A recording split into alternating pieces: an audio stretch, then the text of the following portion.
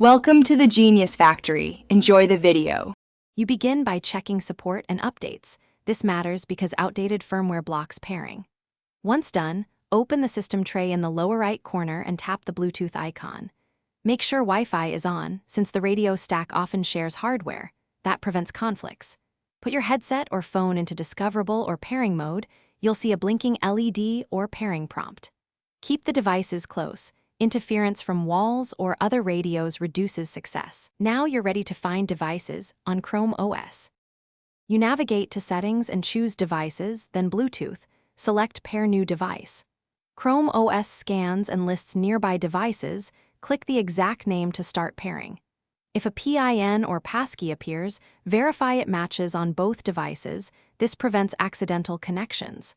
For audio devices, set the profile to headphones after pairing.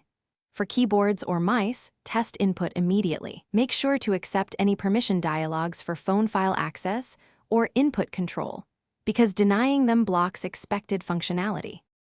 You finalize by verifying the connection, play audio, type, or transfer a small file to confirm the profile works. If it fails, first toggle Bluetooth off and on. That clears temporary radio conflicts.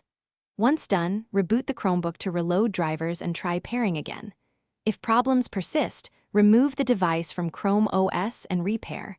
On the other device, clear its Bluetooth memory or perform a small reset. One key tip: interference from USB 3.0, crowded 2, 4 GHz Wi-Fi, or distance is the most common issue to check.